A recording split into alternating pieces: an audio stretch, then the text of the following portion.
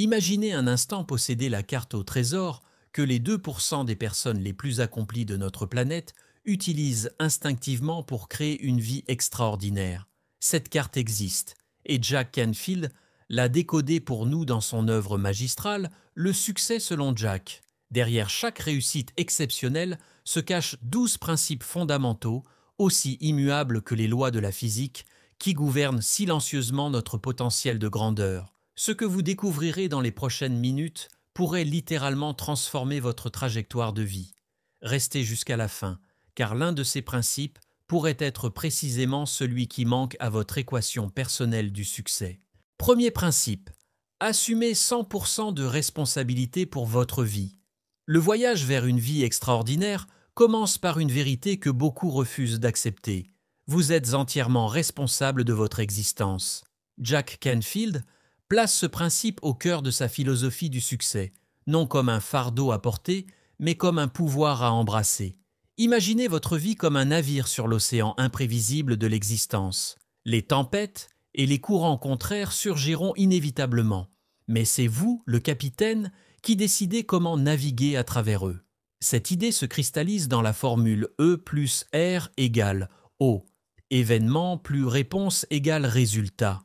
Les événements peuvent échapper à notre contrôle, mais notre réponse nous appartient toujours. Prenez l'exemple de Sarah, licenciée après 15 ans dans la même entreprise. Au lieu de sombrer dans l'amertume, elle a transformé cette rupture en opportunité pour poursuivre sa passion pour la photographie. 3 ans plus tard, son studio générait 2 fois son ancien salaire, et plus important encore, elle se levait chaque matin avec enthousiasme plutôt qu'avec appréhension. La magie de ce principe réside dans son pouvoir libérateur. En cessant de blâmer les circonstances, les autres ou la malchance, nous récupérons notre pouvoir d'action. Canfield nous invite à remplacer « je ne peux pas parce que » par « comment puis-je ». Ce simple changement de perspective ouvre un univers de possibilités auparavant invisibles. Attention toutefois, prendre 100% de responsabilité ne signifie pas culpabiliser pour tout ce qui arrive. Il s'agit plutôt de reconnaître notre capacité à répondre, notre response ability, comme l'appelle astucieusement Canfield. C'est la différence entre être victime des circonstances et être créateur de sa destinée. Lorsque vous adoptez pleinement ce principe, quelque chose d'extraordinaire se produit. Les obstacles deviennent à des opportunités, les échecs des leçons précieuses, et chaque défi une chance de démontrer votre résilience. La question n'est plus « pourquoi moi ?», mais « que puis-je apprendre et comment puis-je grandir à travers cette expérience ?» C'est dans cette transformation subtile mais profonde que réside le premier pas vers une vie véritablement extraordinaire. Deuxième principe, clarifiez votre vision et vos objectifs. Le succès ne se produit pas par accident mais par dessein. Et c'est précisément ce que Jack Canfield nous révèle dans son deuxième principe fondamental. Clarifier sa vision et ses objectifs, c'est comme programmer le GPS de votre vie, sans destination précise. Comment sauriez-vous quelle route emprunter ou quand vous êtes arrivé? Cette clarté n'est pas un luxe, c'est une nécessité absolue pour quiconque aspire à une vie extraordinaire. Imaginez Martin, un client de Canfield, qui rêvait vaguement d'être son propre patron un jour. Cette aspiration floue le laissait paralysé, incapable d'agir concrètement. En travaillant avec l'auteur, il a transformé ce souhait en vision cristalline. Posséder 3 centres de bien-être holistique avec un chiffre d'affaires spécifique et une équipe partageant ses valeurs. En 2 ans seulement, son premier centre ouvrait ses portes et 5 ans plus tard, sa vision s'était matérialisée presque exactement comme imaginé. Notre cerveau fonctionne comme un système de guidage sophistiqué qui ne peut opérer efficacement qu'avec une destination précise. Le système d'activation réticulaire, SAR, filtre les millions d'informations que nous recevons chaque seconde pour ne retenir que celles qui correspondent à nos objectifs conscients. En définissant clairement ce que vous voulez, vous programmez littéralement votre cerveau pour repérer les opportunités invisibles aux autres. Canfield nous invite à créer une vision à 360 degrés de notre vie idéale, touchant tous les domaines: carrière, finances, relations, santé, développement personnel. Cette vision devient le phare qui guide nos décisions quotidiennes, transformant l'incertitude en clarté et l'hésitation en action décisive. La puissance de ce principe réside dans sa simplicité. Plus votre vision est claire, plus votre énergie est focalisée. Comme l'explique Canfield, la clarté engendre la puissance, tandis que le flou génère la faiblesse. Alors, quelle est votre vision? Qu'oseriez-vous accomplir si vous saviez ne pas pouvoir échouer? La réponse à ces questions pourrait bien être le tournant décisif de votre voyage vers le succès. Troisième principe, croyez que c'est possible. Le troisième principe fondamental que Jack Canfield nous dévoile touche à une dimension plus subtile mais tout aussi cruciale du succès. La nécessité de croire profondément que ce que nous désirons est possible. Cette conviction n'est pas un simple exercice d'optimisme, mais un puissant mécanisme qui façonne littéralement notre réalité. Comme Henry Ford l'a si justement exprimé, que vous pensiez pouvoir ou ne pas pouvoir, vous avez raison dans les deux cas. Notre esprit fonctionne comme un thermostat réglé sur un certain niveau de succès et de bonheur que nous estimons mériter. Si nos actions nous mènent temporairement au-dessus de ce niveau, des mécanismes inconscients nous ramèneront à notre zone de confort. Inversement, si nous tombons en dessous, nous serons motivés à revenir à notre niveau habituel. Le véritable changement durable exige donc de régler notre thermostat à un niveau supérieur. L'histoire de Roger Bannister illustre parfaitement ce principe. En 1954, courir un mile en moins de 4 minutes était considéré comme physiologiquement impossible.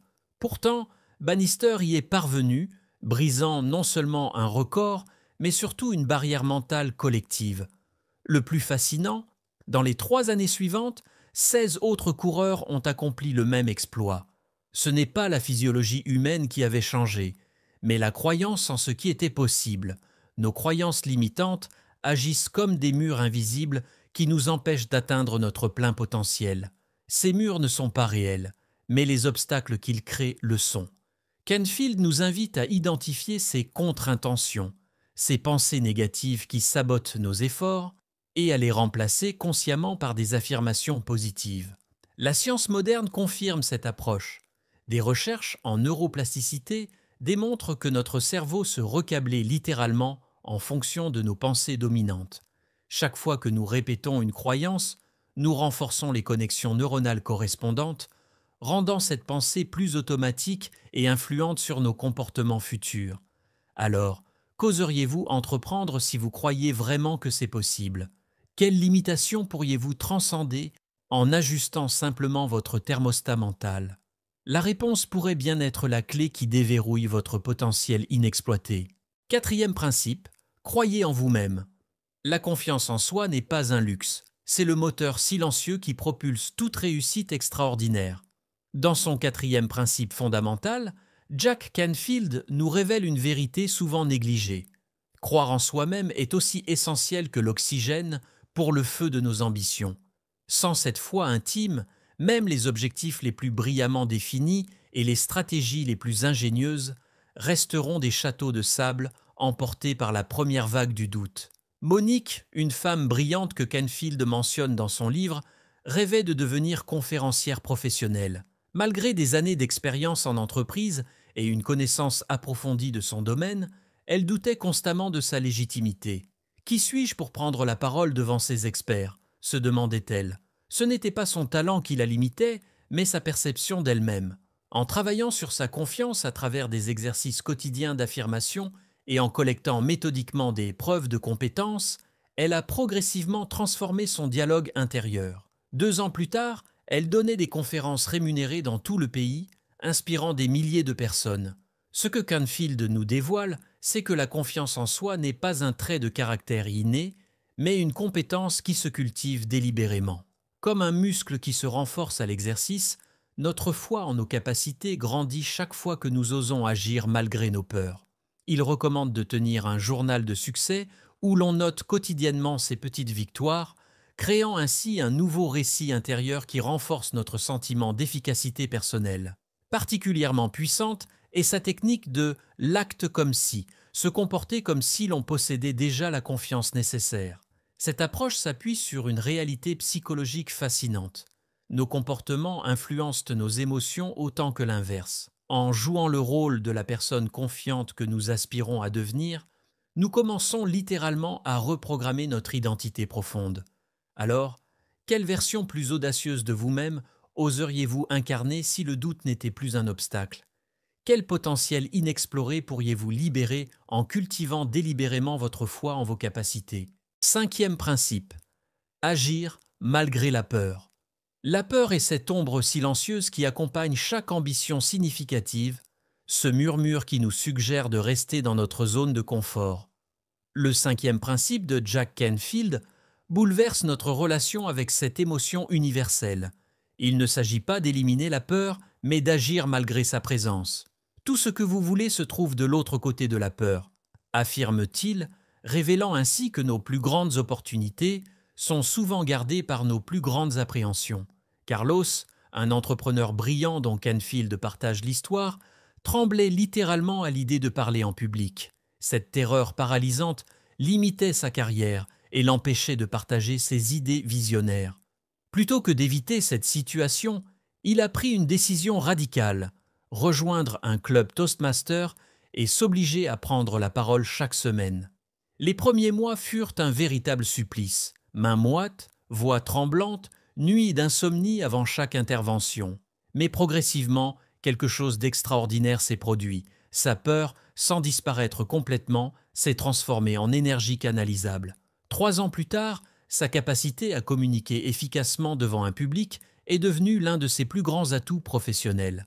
Canfield nous offre une perspective révolutionnaire en définissant l'acronyme FEAR, peur en anglais, comme False Evidence Appearing Real, de fausses preuves qui semblent réelles.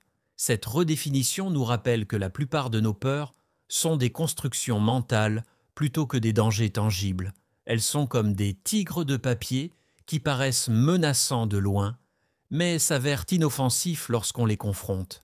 La technique de la zone de confort élargie qu'il propose est particulièrement puissante. S'exposer délibérément à de petites doses de peur dans un contexte contrôlé, élargissant ainsi progressivement notre territoire de confort. Cette approche graduelle transforme l'intimidation familière, l'effrayant en gérable. Quelle conversation difficile évitez-vous aujourd'hui? Quel projet reste dans vos tiroirs par peur du jugement? Quelle version plus audacieuse de vous-même attend patiemment que vous osiez traverser le pont de vos appréhensions? Peut-être que votre prochaine grande avancée se trouve précisément là où votre peur vous suggère de ne pas regarder. Sixième principe, agir maintenant. L'action immédiate est ce fil d'or qui transforme les rêves en réalité tangible. Dans son sixième principe fondamental, Jack Canfield nous confronte à une vérité dérangeante. Aucune stratégie brillante, aucune intention pure, aucune vision inspirante ne peut remplacer le pouvoir transformateur de l'action concrète. La connaissance sans action, nous rappelle-t-il, est comme avoir une Ferrari dans votre garage sans jamais la conduire. Un potentiel magnifique, mais tragiquement inexploité. Julie, une aspirante romancière dont Canfield partage l'histoire, illustre parfaitement ce principe. Pendant des années, elle avait accumulé des connaissances impressionnantes sur l'art d'écrire, ateliers d'écriture, livres sur la narration, conférences d'auteurs célèbres. Pourtant, son roman restait un fantôme, une possibilité flottant dans l'espace des « un jour ». Sa révélation est venue lorsqu'elle a compris que toute sa préparation n'était qu'une forme sophistiquée de procrastination. En adoptant le principe de l'action immédiate, elle s'est engagée à écrire seulement 15 minutes chaque matin avant le travail, un engagement modeste mais inviolable. Ce petit pas quotidien, maintenu avec constance, a accompli ce que des années de préparation n'avaient pu faire. 18 mois plus tard, son manuscrit était terminé et un éditeur enthousiaste lui proposait un contrat. Canfield introduit ici la « règle des 5 », cette discipline d'accomplir 5 actions spécifiques chaque jour qui vous rapprochent de votre objectif principal. Ces actions peuvent sembler insignifiantes isolément, un appel téléphonique, une recherche, la rédaction d'un paragraphe. Mais leur effet cumulatif est comparable à la goutte d'eau qui, par sa persistance, parvient à percer la roche la plus dure. L'univers, nous rappelle Canfield, récompense l'action, pas la contemplation. C'est en agissant que nous découvrons des ressources insoupçonnées, que nous affinons notre trajectoire et que nous générons l'énergie nécessaire pour attirer des opportunités alignées avec nos objectifs. Quelle action, même minuscule, pourriez-vous entreprendre aujourd'hui pour mettre en mouvement vos aspirations les plus chères? Quel premier pas, aussi modeste soit-il, pourrait briser l'inertie et initier la cascade de changements que vous désirez voir dans votre vie? Peut-être que votre percée attend simplement que vous osiez commencer. Septième principe, persévérer, malgré les obstacles. La persévérance est cette qualité rare qui transforme les rêves en réalité, les obstacles en tremplin. Jack Canfield, dans son septième principe fondamental, nous révèle une vérité souvent négligée. Le succès n'est pas une ligne droite, mais un chemin sinueux parsemé de défis. La plupart des gens abandonnent juste au moment où ils sont sur le point de réussir, observe-t-il, soulignant l'ironie tragique de ceux qui renoncent au dernier mètre de la ligne d'arrivée.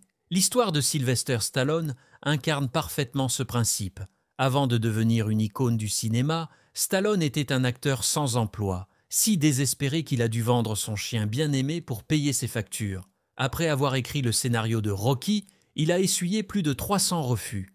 Pourtant, il a persisté, refusant même une offre généreuse pour le scénario à condition qu'il ne joue pas le rôle principal. Sa persévérance a payé. Rocky a remporté l'Oscar du meilleur film et lancé une franchise légendaire. Canfield introduit le concept fascinant de persistance intelligente, cette capacité à continuer d'avancer, tout en restant flexible sur la méthode. Il cite l'exemple d'un entrepreneur qui a modifié son modèle d'affaires 7 fois avant de trouver la formule gagnante. La clé n'était pas de s'obstiner aveuglément, mais de rester fidèle à sa vision tout en adaptant sa stratégie face au retour du marché. Pour cultiver cette persévérance, Canfield nous invite à nous connecter régulièrement à notre pourquoi, cette raison profonde qui motive notre objectif. Quand les difficultés surgissent, ce n'est pas la logique froide, mais la passion brûlante qui nous maintient en mouvement.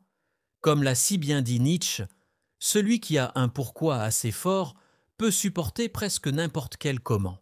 Quel obstacle vous semble insurmontable aujourd'hui? Quelle difficulté vous tente d'abandonner votre rêve? Et si cette difficulté n'était pas un mur, mais une porte déguisée vers votre prochain niveau de croissance? La persévérance que vous choisirez d'exercer aujourd'hui pourrait bien être le tournant décisif de votre voyage vers le succès. Huitième principe, trouver l'équilibre entre vie professionnelle et personnelle. Le véritable succès ne se mesure pas uniquement en chiffre d'affaires ou en titres prestigieux, mais dans l'harmonie entre toutes les dimensions de notre existence. Jack Canfield, dans son huitième principe fondamental, nous invite à repenser notre conception du succès pour y intégrer un équilibre vital entre vie professionnelle et personnelle. Dans notre monde hyperconnecté, où la technologie rend la plupart des travailleurs accessibles 24 heures sur 24, cet équilibre devient non pas un luxe, mais une nécessité absolue pour une réussite durable. Canfield propose une approche révolutionnaire qui divise notre temps en 3 catégories distinctes. Les jours de concentration, les jours tampons et les jours libres.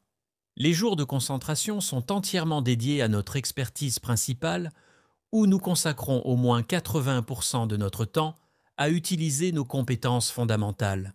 Les jours tampons servent à la planification, aux réunions et au développement de compétences. Quant aux jours libres, ils sont sacrés, sans aucune activité professionnelle, de minuit à minuit pour se ressourcer pleinement. L'histoire d'un PDG surmené que Canfield accompagnait illustre parfaitement ce principe. Travaillant 80 heures par semaine, cet homme avait réussi professionnellement, mais au prix de sa santé défaillante et d'un mariage au bord du gouffre. En adoptant ce système de jours différenciés et en prenant 4 véritables vacances par an, il a non seulement sauvé sa vie personnelle, mais a vu son entreprise prospérer davantage grâce à sa créativité et son énergie renouvelée. Une stratégie clé que Canfield recommande est la délégation complète. Définir clairement l'objectif, allouer un budget, puis faire confiance à la personne chargée de l'exécution sans microgestion. Cette approche libère un temps précieux pour se concentrer sur notre génie fondamental, ce que nous faisons le mieux et qui apporte le plus de valeur. Canfield nous rappelle cette vérité profonde. Le succès sans épanouissement est un échec.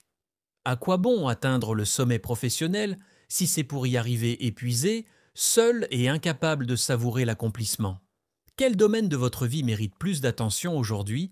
Comment pourriez-vous restructurer votre emploi du temps pour honorer non seulement vos ambitions, mais aussi vos relations, votre santé et votre joie de vivre? Neuvième principe, s'associer avec les bonnes personnes. Le mythe du génie solitaire qui réussit par ses seuls efforts est l'une des illusions les plus tenaces de notre culture. Jack Canfield, dans son neuvième principe fondamental, dévoile une vérité que les plus accomplis connaissent intuitivement. Personne ne réussit seul. Derrière chaque personne qui semble avoir réussi par elle-même, affirme-t-il, se cache une armée invisible de mentors, de partenaires et de soutiens qui ont rendu cette réussite possible. L'auteur introduit le concept fascinant de mastermind, un groupe de personnes partageant des aspirations similaires qui se réunissent régulièrement pour s'élever mutuellement. Cette idée, popularisée par Napoleon Hill, crée une intelligence collective qui dépasse largement la somme de ses parties. Les Inklings, ce cercle littéraire comprenant J.R.R. Tolkien et C.S. Lewis, en est l'illustration parfaite. Leurs rencontres régulières au pub Eagle and Child d'Oxford ont nourri certaines des œuvres les plus marquantes du XXe siècle, du Seigneur des Anneaux aux Chroniques de Narnia. Canfield nous rappelle cette vérité profonde. Vous devenez la moyenne des 5 personnes avec lesquelles vous passez le plus de temps. Cette observation n'est pas qu'une métaphore, mais une réalité neurologique.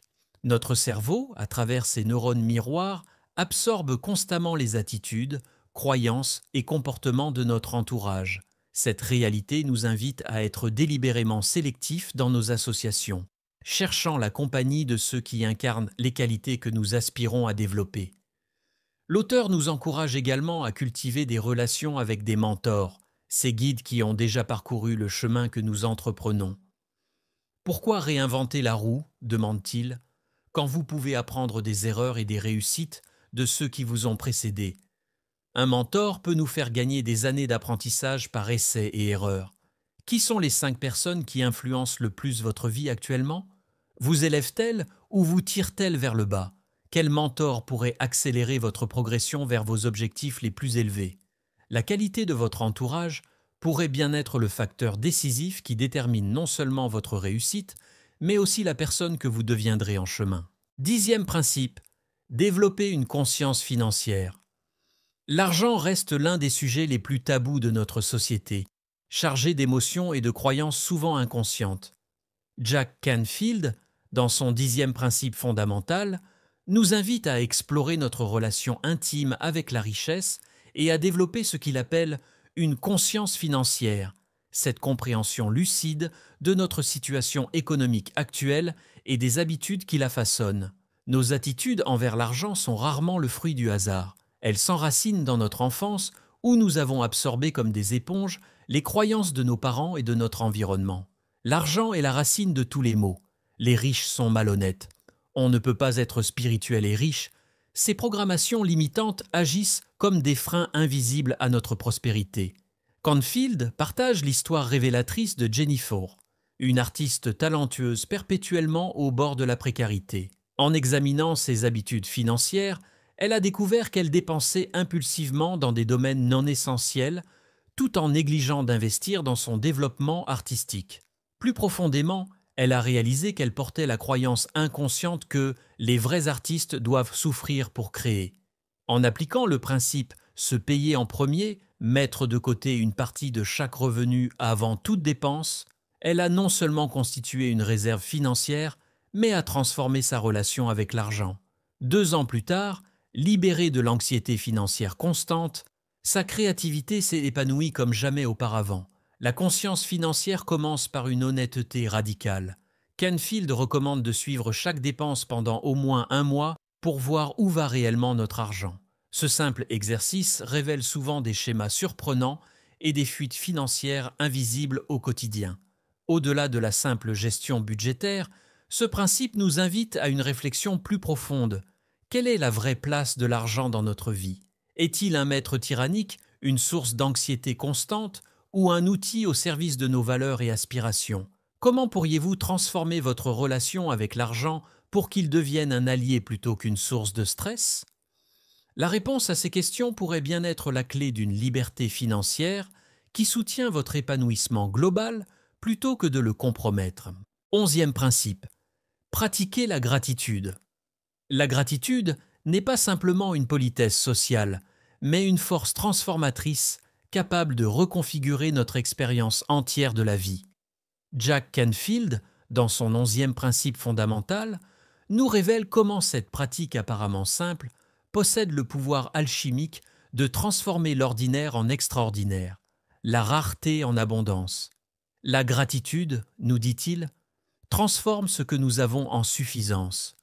Notre cerveau, cet organe merveilleux mais parfois trompeur, est naturellement programmé pour repérer les problèmes, les manques et les dangers, un mécanisme de survie hérité de nos ancêtres chasseurs-cueilleurs.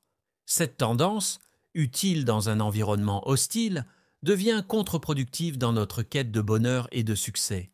La gratitude agit comme un correctif puissant à ce biais négatif, réorientant délibérément notre attention vers ce qui fonctionne, ce qui est présent, ce qui mérite d'être célébré. Canfield partage l'histoire fascinante d'un dirigeant d'entreprise confronté à une crise majeure. Plutôt que de céder à la panique, il a instauré un rituel de gratitude au début de chaque réunion d'équipe, invitant chacun à partager une réussite récente ou un motif de reconnaissance. Ce simple exercice a non seulement transformé l'ambiance de travail, mais a conduit à une amélioration mesurable du moral et de la performance de son département. Au milieu de la tempête, ils ont redécouvert leurs forces et ressources. Des recherches en psychologie positive confirment l'intuition de Canfield.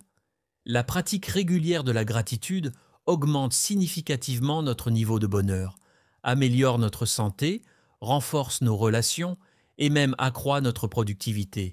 Comme il l'explique avec élégance, ce sur quoi vous vous concentrez s'amplifie. La technique du journal de gratitude qu'il recommande est d'une simplicité trompeuse. Notez chaque jour 3 à 5 choses pour lesquelles nous sommes reconnaissants. Ces éléments peuvent être aussi simples qu'un bon café matinal ou aussi profonds qu'une relation qui nous soutient. L'important n'est pas la grandeur de ce que nous reconnaissons, mais l'authenticité du sentiment.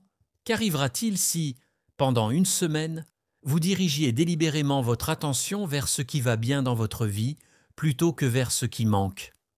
Comment cette simple réorientation pourrait-elle transformer votre expérience quotidienne, vos relations et peut-être même vos résultats? 12e principe, donner pour recevoir. Le 12e et dernier principe de Jack Canfield nous invite à explorer un paradoxe fascinant. Plus nous donnons, plus nous recevons. Cette idée, qui semble défier la logique conventionnelle, repose sur ce que Canfield appelle la loi du reflux, un concept qui suggère que la générosité crée un vide que l'univers s'empresse de combler. Imaginez un restaurateur confronté à une période économique difficile. La sagesse conventionnelle lui conseillerait de réduire ses coûts et de se replier sur lui-même. Pourtant, Canfield partage l'histoire d'un propriétaire qui a fait exactement l'inverse. Il a augmenté ses dons caritatifs au plus fort de la crise. Le résultat, en 6 mois, son chiffre d'affaires a triplé. Cette approche contre-intuitive illustre comment la générosité peut catalyser l'abondance dans notre vie de manière souvent inattendue. Canfield recommande une pratique ancienne mais puissante, le tithing, qui consiste à donner régulièrement une partie de nos revenus à des causes qui nous tiennent à cœur.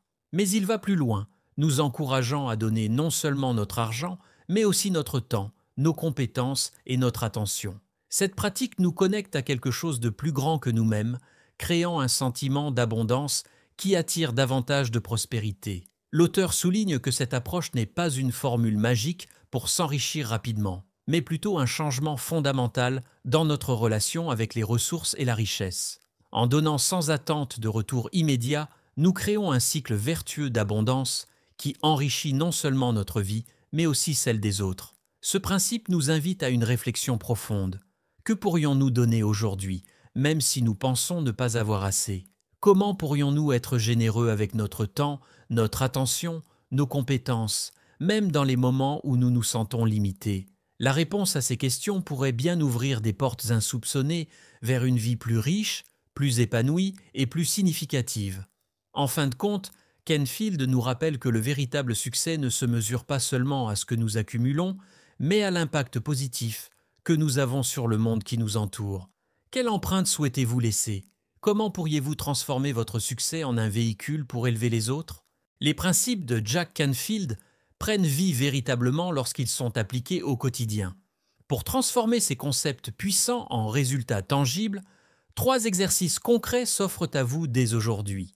Commencez par tenir un journal de succès où vous noterez chaque soir 3 victoires de votre journée, aussi modestes soient-elles.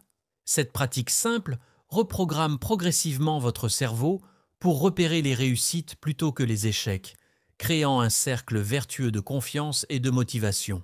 Ensuite, adoptez la règle des 5 en identifiant 5 actions spécifiques que vous pouvez entreprendre quotidiennement pour vous rapprocher de votre objectif principal. Ces micro-actions, maintenues avec constance, créent un effet cumulatif extraordinaire, comme la goutte d'eau qui finit par percer la roche. Le troisième exercice transformateur est la création d'un tableau de vision représentant visuellement vos objectifs et aspirations. Placé dans un endroit visible quotidiennement, ce collage programme subtilement votre système d'activation réticulaire pour reconnaître les opportunités alignées avec vos désirs. Canfield recommande également plusieurs outils précieux pour soutenir votre parcours. Son workbook des principes du succès propose des exercices d'autodécouverte et des fiches Make It a Habit pour intégrer durablement ces principes. La technique du Sway Test, test d'oscillation somatique, vous aide à prendre des décisions alignées avec votre sagesse corporelle.